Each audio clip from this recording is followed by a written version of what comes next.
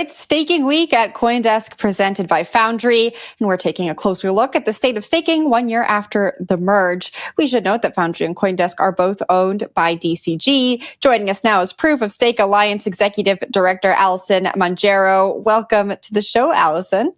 Thanks for having me. All right, let's talk about the Proof of Stake Alliance. What do you do there? What is the organization's mission? Yeah, so Proof of Stake Alliance is a trade association. We are laser focused on the staking space, and we work to basically advocate for public policies that would foster innovation in the proof of stake space. What's that experience been like for you in the US? In our last segment, we talked a lot about legislation or lack thereof. There's a big focus on, stable coins. Where does staking fit in to the conversation here? So it's interesting. I think we've seen a lot more attention being paid to staking over the past year. Fortunately or unfortunately, a lot of that has come out of the agencies, right? So I think many people started paying attention to staking earlier this year when we saw the Kraken settlement and SEC with then the enforcement actions against Coinbase and Binance. So we're seeing some of the agencies more focused on staking. Also, there have been some positive movements in the market structure legislation. For example, we saw that validators and those who are involved in validating transactions on proof of stake networks, staking as a service providers, were viewed as offering ancillary services, which is how we would characterize them. So we're seeing bits and pieces, but much more attention being paid to staking and staking as service providers this year than in previous years.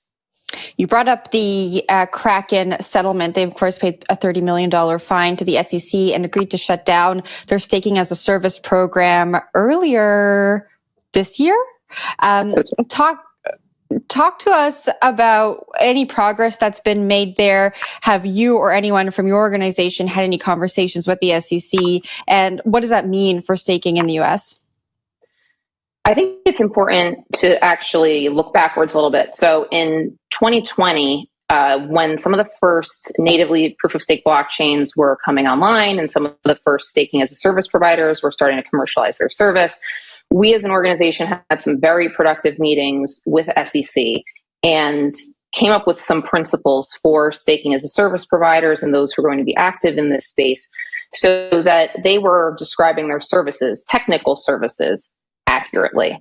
What we saw with the Kraken settlement, and I won't get into the particulars there, is that in her dissent and her statement on in that settlement, Commissioner Peirce said that, look, solutions need not necessarily come from a regulator. We as industry can come together and come up with some sensible principles that we can use to govern ourselves. So we at POSA have been focused on that from the beginning. We continue to be focused on that. We'll be updating those principles since staking has obviously evolved since 2020. So that's what we've been focused on in the wake of the Kraken settlement and some of the other actions that we've seen this year. Don't we need some clarity from a regulator, though, to avoid firms having to pay these $30 million fines and investing in setting up services that they then have to shut down?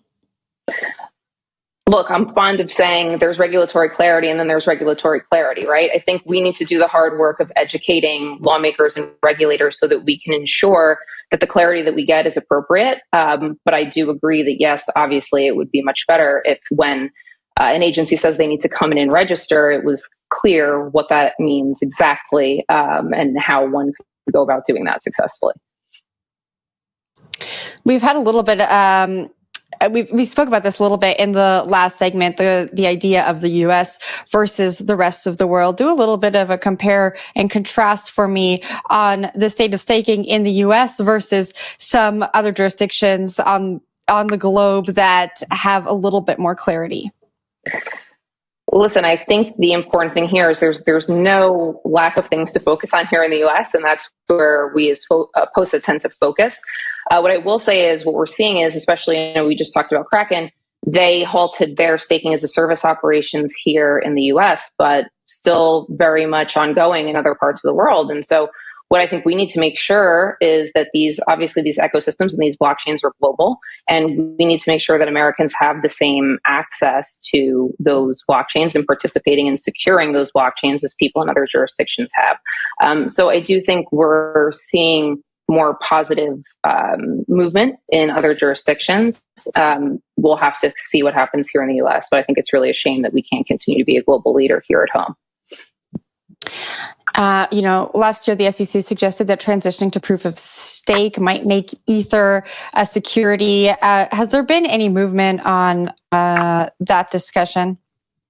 So I think we're talking about two different things, and I think it's important to keep that in mind and preface any discussion of whether or not Ether is a security. We're talking about two different things. There's one discussion, which is one we were just having, which is whether certain staking arrangements constitute a security. And the second is whether an underlying token is a security. And so last year, around the time of the merge, we started to see Gary Gensler make statements that transitioning from proof of work to proof of stake might make Ether a security, and that kind of conflating and trying to draw a straight line from some of the crypto lending programs that we've seen to staking. So that's one thing. I think that we have to keep in mind that any securities analysis that you're going to do, there's on one hand, the staking arrangement, and then on the other hand, the nature of the underlying token. But no, to answer your question, we haven't made any movement. There was a very tense exchange between McHenry and Gensler when he testified in front of Congress, where he straightforward, he asked him, is Ether a security? And Gensler refused to give a straight answer, saying that would pertain to particular facts and circumstances. Do you think there's a future for staking here in the US, or do you think there's some time before we see staking executed successfully? I think there needs to be a future for staking here in the US. Look, if you're talking about anything other than Bitcoin today that matters, you're talking about proof of stake. And so we need to reclaim the narrative. We need to describe what staking is accurately. There's a great piece by Consensus that I refer to all the time. The headline is "Staking is data validation, not investment." I think once we get back to basics and we can define our terms and educate, again, lawmakers and regulators about what staking truly is, I think we can be successful. But I think we have to do the hard work. And I think all of the participants in these proof of stake ecosystems have to be willing to do the hard work with us. It's not just groups like POSA. If you had to put a timeline on regulatory clarity for staking, how long do you think it's going to be until we get that? I wish I could answer that question. I don't have a crystal ball, but I do think that we're going to be talking about these issues for the years to come. All right, Alison, thanks so much for joining the show this morning, and happy Monday. Happy Monday to you. Thanks for having me.